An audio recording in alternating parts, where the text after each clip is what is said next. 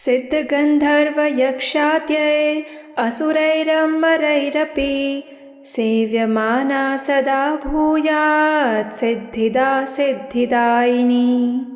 अर्थात जो सिद्ध, गंधर्व, यक्ष, असुर और देवताओं के द्वारा सदा पूजनीय है तथा अपने भक्तों को अष्ट नवनिधि प्रदान करने वाली सिद्धिदात्री दुर्गा देवी हमें संपूर्ण सिद्धि प्रदान करे।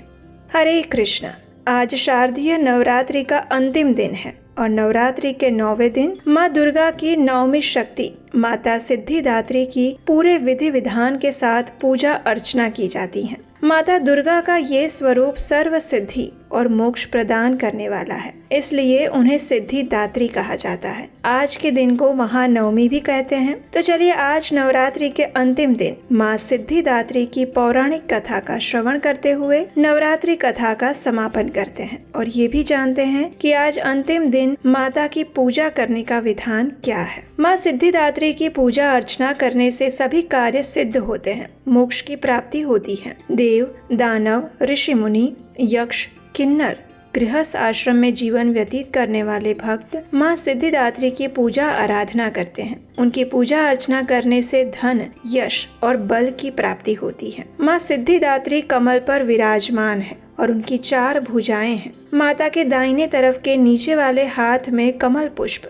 और ऊपर वाले हाथ में शंख सुशोभित हैं। वहीं बाएं तरफ के नीचे वाले हाथ में गदा और ऊपर वाले हाथ में चक्र सुशोभित हैं। माँ दुर्गा ने इस स्वरूप में लाल वस्त्र धारण किए हैं। अब नवरात्रि के अंतिम दिन यानी 9वें दिन माँ दुर्गा के सिद्धिदात्री स्वरूप का पूजन किया जाता है। माँ दुर्गा की 9वीं शक्ति स्वयं माँ सिद्धिदात्री है। नवरात्रि पूजन के 9वें दिन उनकी आराधना की जाती है। इस दिन शास्त्रोक्त विधि विधान और पूर्ण निष्ठा के साथ भक्ति करने वाले व्यक्ति को हर प्रकार की सिद्धियां प्राप्त होती हैं। माँ दुर्गा के सिद्धिदात्री स्वरूप की पौराणिक कथा का प्रमाण हमें शिव पुराण और देवी भागवत से मिलता है। देवी पुराण अनुसार भगवान शिव ने माँ सिद्धिदात्री की कृपा से ही सिद्धियों को प्राप्त किया था और देवी की कृपा से भगवान शिव का आधा शरीर देवी का हुआ था और इसीलिए वे अर्धनारीश्वर भी कहलाए थे। जब माता कुष्मांडा के रूप में माँ दुर्गा ने इस ब्रह्मांड की रचना की तो उन्होंने अपनी सभी सिद्धियां यानी 8 प्रमुख सिद्धियां और 10 गौण सिद्धियां त्रिदेव ब्रह्मा, विष्णु और महेश को प्रदान की। ब्रह्मा जी और भगवान श्री हरि विष्णु को प्रमुख 8 महासिद्धियां दी जिसे अष्ट सिद्धि कहा जाता है और महादेव को 8 महासिद्धि और 10 गौण सिद्धियां यानी 18 सिद्धियां प्रदान की थी। इस प्रकार त्रिदेव को सभी सिद्धियां प्रदान करने के कारण माँ दुर्गा को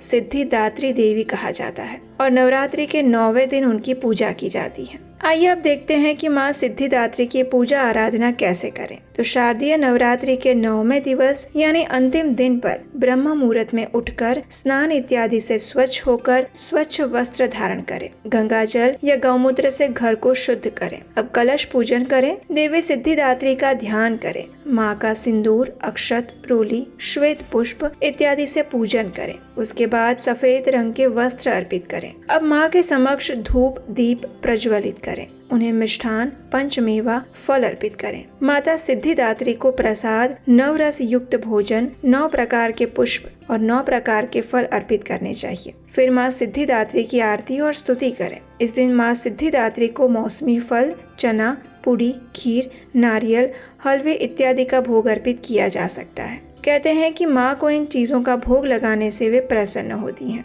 इस दिन माता सिद्धिदात्री का अधिक से अधिक ध्यान करना चाहिए और ओम देवी सिद्धिदात्र्यै नमः इस मंत्र के द्वारा माँ सिद्धिदात्री का जप करना चाहिए। अब कई भक्त नवमी के दिन भी कन्या पूजन करते हैं। तो अगर आपके घर में भी नवमी के दिन कन्या पूजन किया जाता है तो इस दिन आप देवी दुर्गा के स्वरूप कन्या पूजन कर सकते हैं। कन्या पूजन के विस्तृत विधि, उसके पीछे का वैज्ञानिक कारण, पौराणिक कथा और इसमें कौन कौन सी कन्याओं को पूजन करना चाहिए, इसके ऊपर हमने एक विस्तृत वीडियो बनाया है, वो भी आप देख सकते हैं। उसका लिंक नीचे डिस्क्रिप्शन बॉक्स में दिया गया है। नवमी के इस दिन यज्ञ और हवन का भी विशेष महत्व है, इसलिए अगर संभव है तो आप अपने घर में या आसपास में सभी मिलकर छोटा सा हवन कर सकते हैं। आप अपने घर में किसी सुयोग्य ब्राह्मण को आमंत्रित करके भी यज्ञ हवन करवा सकते हैं। इसमें सभी देवी देवताओं के नाम की आहुति दी जाती है। हवन के समय दुर्गा सप्तशती के सभी श्लोकों के साथ माँ दुर्गा के नाम से आहुति दी जाती है। इसके साथ ही देवी के बीज मंत्र ओम ह्रीम क्लीम चामुंडाय विच्चय नमः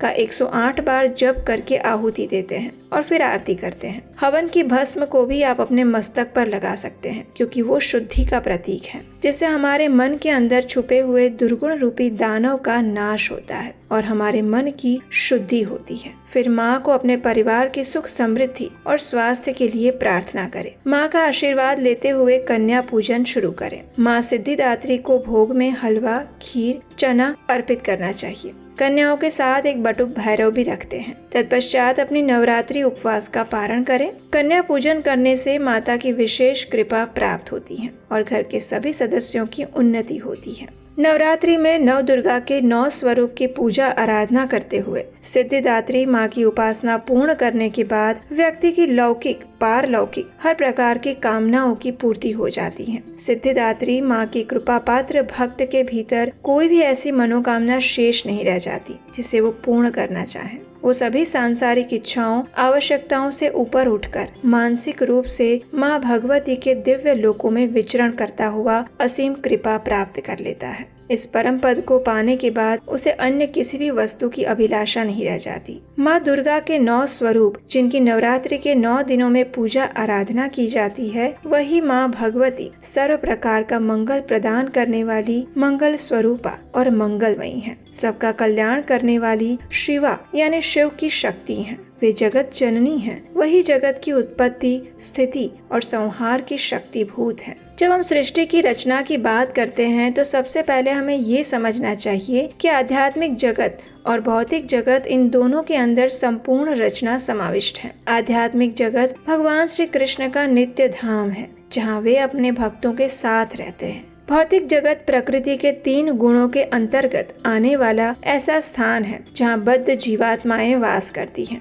आध्यात्मिक जगत में भगवान की मुख्य 3 शक्तियाँ हैं, संवित, संधिनी और आह्लादिनी शक्ति। संवित शक्ति आध्यात्मिक जगत में वहाँ के वासियों को भगवान के साथ अपना संबंध क्या है उसका ज्ञान करवाती है। संधिनी शक्ति आध्यात्मिक जगत को वैविध्यपूर्ण बनाती है, जिससे कि भगवान अपने दिव्य लीलाओं के द्वारा अपने भक्तों को आनंद प्रदान कर सके। और आह्लादिनी शक्ति भगवान को असीमित सर्वोच्च आनंद प्रदान करने का कार्य करती है। आह्लादिनी शक्ति स्वयं राधा रानी है और उनसे अधिक आनंद भगवान श्री कृष्ण को और कोई नहीं दे सकता। इसीलिए राधा रानी को मदन मोहन मोहिनी भी कहा गया है, यानी जो मदन को भी मोहने वाले श्री कृष्ण हैं, उनको भी वे आकर्षित करती हैं। जब राधा रानी की छाया भौतिक जगत में प्रवेश करती हैं, तो उससे उत्पन्न होती हैं दुर्गा देवी और भगवान की आज्ञा से दुर्गा देवी इस भौतिक संसार को अपने नियंत्रण में रखती हैं। वे सिंह पर सवार होती हैं और उनके 10 हाथ होते हैं, जो कि 10 प्रकार के सकाम कर्मों को दर्शाते हैं।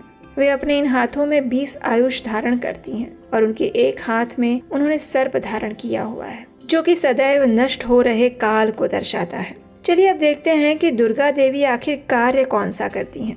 तो उसे समझने के लिए हम एक उदाहरण लेते हैं। जब कोई व्यक्ति अपराध करता है तो सरकार उस गुनहगार को सजा देने के लिए और उसे सुधरने का अवसर प्रदान करने के लिए जेल में रखती है। वहाँ उसे भोजन और कपड़े तो दिए जाते हैं, लेकिन उसे एक मर्यादित स्थान के अंदर कुछ नियंत्रणों के अंदर रहना पड़ता है और इन सभी चीजों की जिम्मेदारी उस जेल के जेलर की होती है। जेलर इन कैदियों के ऊपर नियंत्रण रखता है और यदि कोई गुनहगार सुधर जाता है और उसकी सजा की अवधि पूर्ण हो जाती है तो उसे जेल से मुक्त करने का कार्य भी करता है। बस यही स्थिति हमारी भी है।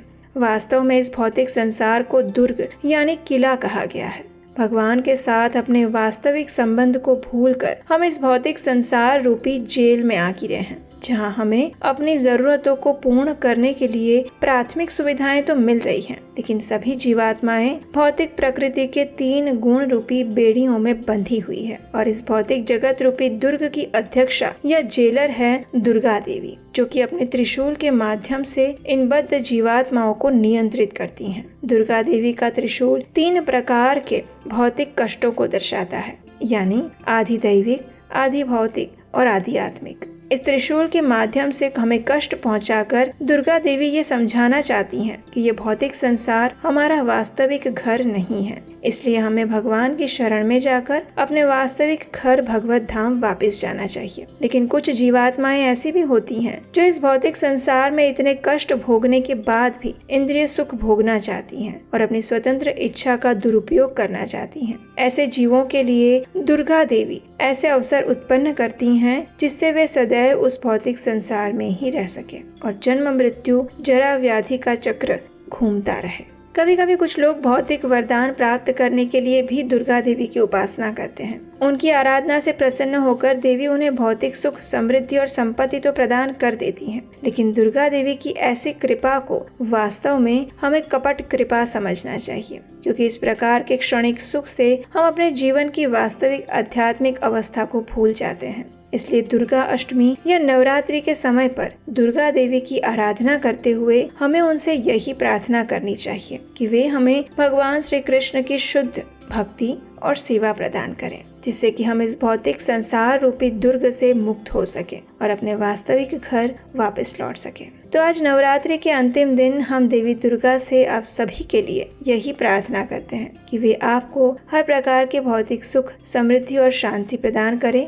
तथा हर प्रकार के कष्ट और संकट दूर करें और इसके साथ ही परम भगवान श्री कृष्ण की शुद्ध भक्ति और सेवा करने की आध्यात्मिक शक्ति भी प्रदान करें, जिससे आप अपने जीवन के वास्तविक लक्ष्य को प्राप्त कर सकें। अगर आपको हमारे द्वारा इस नवरात्रि के समय में माँ आद्या शक्ति जगदम्बा की महिमा का ये प्रमाणभूत प्रचार कार्य अच्छा लगा है तो आप हमारे लिए भी प्रार्थना करिएगा कि हम इसी प्रकार से गुरु और श्री कृष्ण की कृपा द्वारा वैदिक सनातन धर्म का प्रचार कार्य जारी रख सकें। इस कार्य में अगर आप हमारी सहायता करना चाहते हैं तो आने वाले कार्तिक मास के विशेष कृष्णायन प्रोजेक्ट के लिए भी आप हमें अपना आर्थिक सहयोग भेज सकते हैं। जब हम भगवान के किसी कार्य को आगे बढ़ाने में धन और संपत्ति का प्रयोग करते हैं तो उससे हमारे धन में कमी नहीं होती, अपितु उसमें वृद्धि होती है, क्योंकि भगवान अपने पास कुछ भी नहीं रखते। वे अपना आशीर्वाद मिलाकर दुगना करके हमें वापस देते हैं। इसलिए आने वाले समय में अपने वैदिक सनातन धर्म की रक्षा और प्रचार करने हेतु आप अपना यथाशक्ति योगदान भेज सकते हैं। तो चलिए आज की नवरात्रि कथा की समाप्ति करते हुए परम आदि शक्ति माँ जगदम्बा को शतकोटि प्रणाम करते हैं और उनसे परम आध्यात्मिक शक्ति रूपी आशीर्वाद की कामना करते हैं। हरे कृष्ण।